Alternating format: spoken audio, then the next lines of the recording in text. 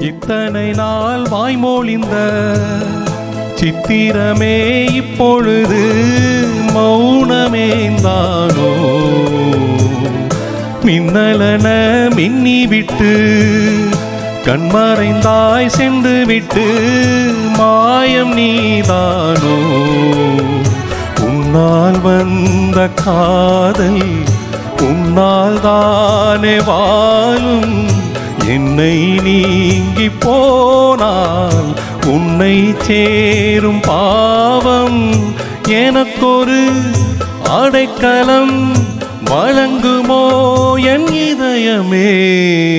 அன்பே வா அருகிலே, என் வாசல் வழியிலே